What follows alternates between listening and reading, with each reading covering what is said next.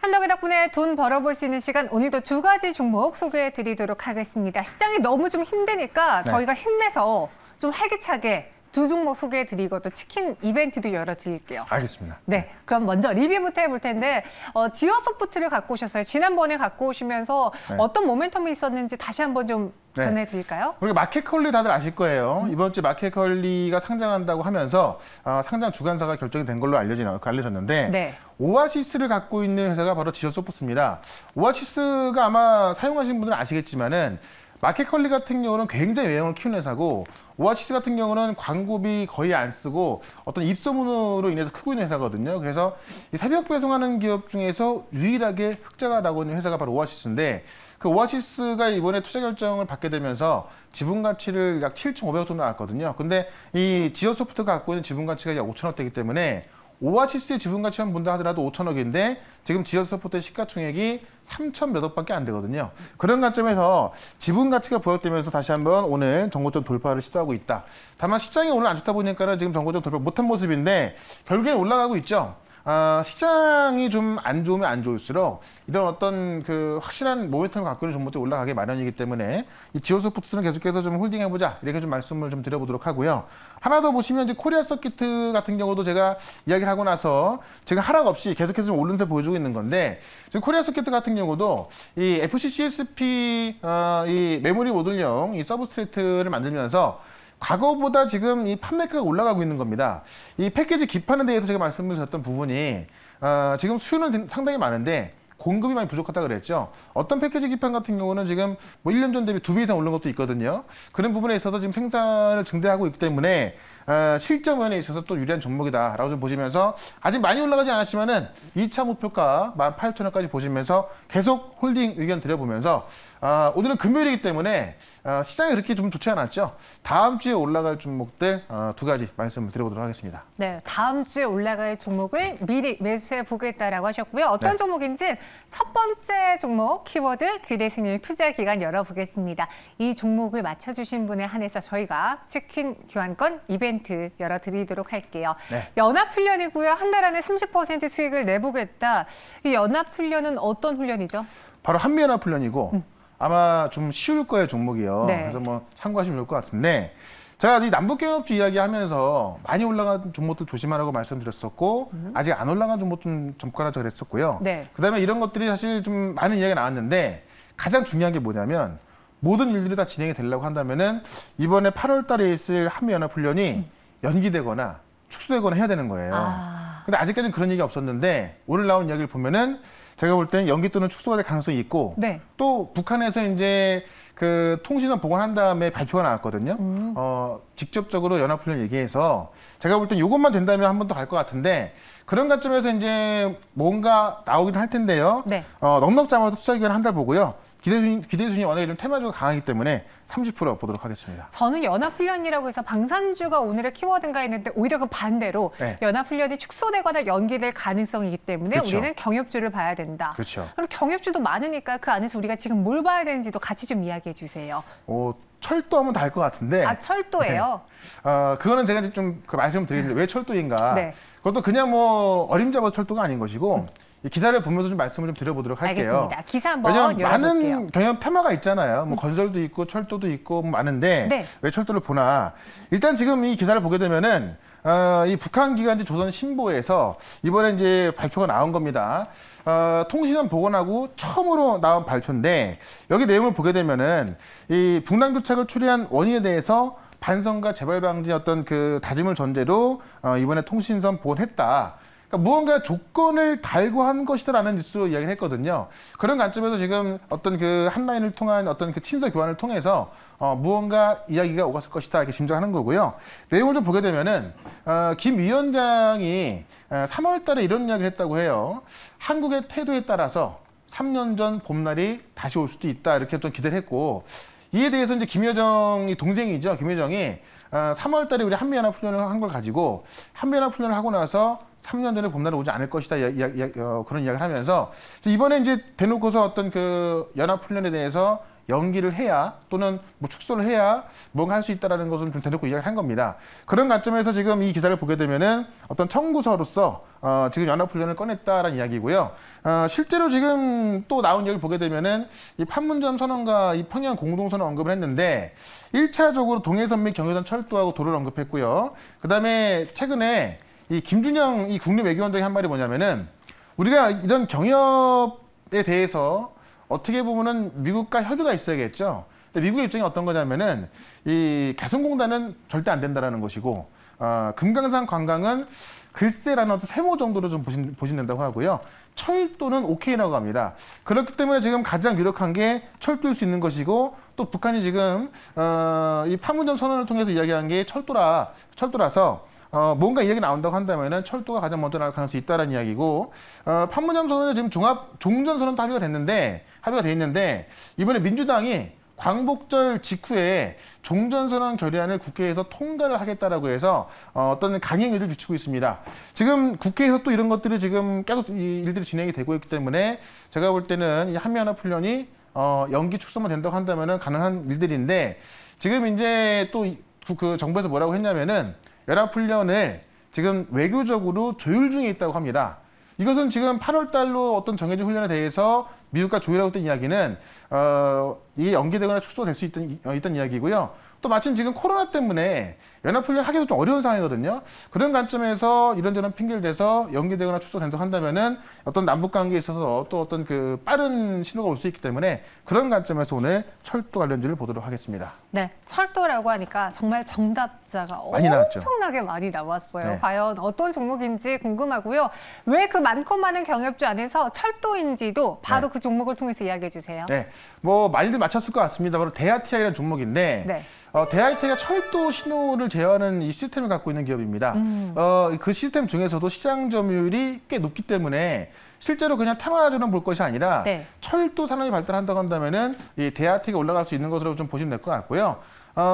이 철도 제어 시스템이 뭐냐면 열차의 운행 가능 여부를 기관사에 알리기 위해서 어떤 그런 신호 체계를 말하는 건데, 어떤 열차 간격을 조절하거나 장애물을 감지해서 어떤 열차 사고를 방지하는 걸 말합니다. 최근에 이집트에서 이 철도 신호 현대화 사업을 수주했는데 그 규모가 약 300억 정도 되거든요. 그래서 실제 수주하고 있고요. 이 철도 관제 기술이 제4차 국가 철도망 계획으로 부활될 전망이다라고 보고 있기 때문에 꼭 경협이 아니다 하더라도요. 지금 이제 4차 국가 철도망 계획 나오죠. 그에 대한 수혜가 되기도 한다. 그러나 철도에 대해서는 왜 철도인가를 좀 말씀드렸는데, 지금 철도 관련주 하면 거의 2개 정도가 탑픽입니다. 현대 로템하고 대하티아가 있는데요.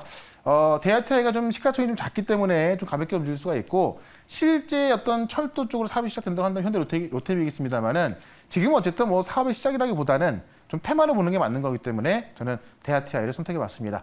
차트를 보시면 최근에는 이 통신선 복원 이야기 나오면서 좀 반등이 나왔는데, 과거에 우리가 한창 경협주 올라갔을 때랑 좀 비교해 본다고 한다면은 그 당시에 13,000원까지 갔었거든요. 지금 7,000원대 있으니까는 그 당시 대비해서 거의 뭐 반토막 정도 되는 가격이기 때문에 우리가 이제 실제로 어떤 철도 관련해서 경협이 시작된다고 한다면은 아직까지 싼 가격이 있다라고 좀 말씀 좀 들어보면서 접근을 좀 말씀을 좀 드려보겠고, 1차 목표가는 8,000원, 2차 목표가는 좀 크게 10,000원까지 보시고요. 그다음에 손절가는 6,500원 대응을 해보도록 하겠습니다. 네, 1차 목표 주가 8,000원, 2차는 10,000원, 손절가는 6,500원 제시해 드렸습니다. 네. 오늘 대하티아이를 정말 많은 분들이 적어주셨는데 그중에서 글을 꾸준하게 올려주신 분을 선정했다고 해요. 저희 제작진에서 열공님께서 항상 열공하시면서 저희 증시 오늘과 내일도 많이 시청해 주시는데요. 오늘은 치킨 드시면서 또 올림픽 경기도 봐야죠. 뭐 주말 동안에 또 뭐 참 신날 것 같은데. 응원 많이 해보겠습니다. 알겠습니다. 열공님께 저희가 치킨 교환권 드릴게요. 증시 오늘과 내일 오픈 채팅방에 들어오셔서요. 비밀번호 1개 치면 되고요. 그리고 우리 매니저님. 자켓이 단추가 껴 보인다라는 민원이 올라왔어요. 이거 어떻게 된 겁니까? 요새 운동하고 있거든요. 한 2주만 기다려주시면은 좀 헐렁해질 겁니다. 알겠습니다. 저희 민원 접수도 해드리고 있어요. 두 번째 종목에 대한 키워드 기대 수익 투자 기간도 열어보겠습니다. 이번에는 탄소와 2차 전지고 한 달 안에 30% 수익을 내겠다라고 했어요. 탄소 중립 관련주들이 요즘 또 배에 힘을 꽉 주고 해야 될 것 같은데 두 가지 모멘텀을 갖고 있는 거예요. 탄소 중립에 대한 어떤 모멘텀을 갖고 있기도 하고 2차 전지가 오늘 시장에 빠짐에도 불구하고 사실 2차 전지 소재 종목들 잘 올라서고 있거든요. 그 이유가 있는데 그와 관련돼서도 아직 못 올라간 종목이기도 합니다. 그런 관점에서 넉넉하게 한 달을 봅니다만은 기대 수익률은 30% 보도록 하겠습니다. 네, 하반기 정말 시장을 뜨겁게 만들 만한 주도주가 2차 전지주가 되지 않을까 많은 분들이 가장 표를 많이 던지고 계시거든요. 한번 저희가 기사를 통해서 어떤 종목인지 유추해 보도록 할게요. 네, 백악관이 전기차를 늘려라. 제가 볼 때는 이제 오늘도 2차 전지가 강한 이유가 요 이유가 아닐까 합니다. 백악관이 오늘 2030년까지 신차 판매의 최소 40%를 전기차로 해줄 것을 희망한다라고 했습니다. 이 얘기는 말이야 뭐 희망한다고 합니다만은 거의 뭐 강조를 하는 겁니다. 그래서 이거 갖고 지금 이 자동차협회하고 협의를 하고 있다고 하는데 자동차협회에서는 정해진 건 없다고 합니다만은 이미 벤츠 같은 경우도 2030년부터는 모든 시차를 전기차로 판매하겠다고 했거든요. 그런 관점에서 다음 주 정도에 좀 관련된 발표가 나올 거로 보여지기 때문에 전기차에 대한 모멘텀이 강해지고 있다는 겁니다. 내용을 좀 더 보게 되면은 지금 바이든 행정부 이러한 생각을 지금 이제 이 자동차 업계에 전달했고요. 이 전달하면서 이 바이든 행정부에서는 지금 40%까지 전기차를 할 거로 희망을 하고 있지만은 50%가 될 수도 있다라고 해서 굉장히 좀 긍정적인 그걸 좀 보고 있고요. 캘리포니아주에 최근 사례를 들었는데 캘리포니아주가 최근에 전기차 채택 목표를 의무화하거나 아니면 2035년부터는 가솔린 차량 판매 금지했거든요. 그래서 이 캘리포니아주 같은 그런 것들을 모든 자동차 협회가 다 해야 한다라고 좀 강조를 하고 있습니다. 그래서 이런 것들을 다음 주에, 그러니까 빠르면 다음 주에 발표를 할 거로 보여집니다. 한다면은 미국 시장에서도 전기차 모멘텀이 굉장히 강해지는 거겠죠. 이런 관점 본다고 한다면은 뭐 많은 전기차 업체들이 준비를 하고 있습니다만은 유럽에 이어서 어떤 미국 정부의 움직임이 나온다고 한다면은 계속해서 좀 강해질 것이다. 여기에다가 탄소 중립과 관련 있는 종목까지 같은 모멘텀을 갖고 있는 그런 종목을 말씀을 좀 드려보도록 하겠습니다. 네, 백악관에서 전기차를 늘리라고 했다고 해요. 그러면은 우리가 이 섹터 안에서 수혜를 볼 만한 종목으로 어떤 걸 꼽아보는 게 좋을까요? 네. 다른 전기차 소재에 비해서 많이 안 올라가는 것 같은데 후성이라는 종목입니다. 냉매가스를 만드는 기업으로 좀 유명하죠. 그래서 사실 이 냉매가스를 만드는 과정에서 온실가스가 발생하게 되는데 이 온실가스를 감축할 수 있는 그 저감 장치를 보유하고 있어서 보통 이런 어떤 그 탄소 중립 이야기 나오면은 좀 주목을 받던 기업이 바로 후성이다. 이 바이든 정부에서 논의를 시작한 유럽의 탄소 국경세 수혜주기도 하고 이 탄소 국경세를 떠나서 지금 국내 유일의 2차 전지 전해질 소재를 전문적으로 만드는 기업으로 알려져 있는데 지금 중국이 배터리 소재 업체의 환경 규제 때문에 어떤 구조 조정이 본격화되면서 지금 이 전해질의 가격 상승이 좀 가파르게 나오고 있거든요. 그런 관점에서 지금 이제 이 가격이 쏟다 보니까는 지금 공급 부족이 발생하고 있는 건데 지금 후성에서 하고 있는 걸 봤을 때 전해질 가격을 톤당 5만 달러로 가정했을 때 해당 소재 매출이 지금 기존에 1,200억 톤 나오고 있는데요. 톤당 5만 달러로 올라간다고 한다면은 3,080억까지 나온다고 합니다. 작년에 이쪽의 매출이 2,000억 정도였거든요. 그러니까는 그냥 가만히 앉아서 원래 팔던 거 팔았는데 약 50%의 매출 증가 나오는 거예요. 그래서 이 전해질까지 올라가는 부분하고 이 냉매가스를 만들면서 이 온실 감축, 이 저감 장치를 보유하고 있는 이 부분으로 인해서 이 탄소 재료에 대한 수혜와 그다음에 이 전기차 소재에 대한 재료를 같이 갖고 있다. 이렇게 보시면 되겠습니다.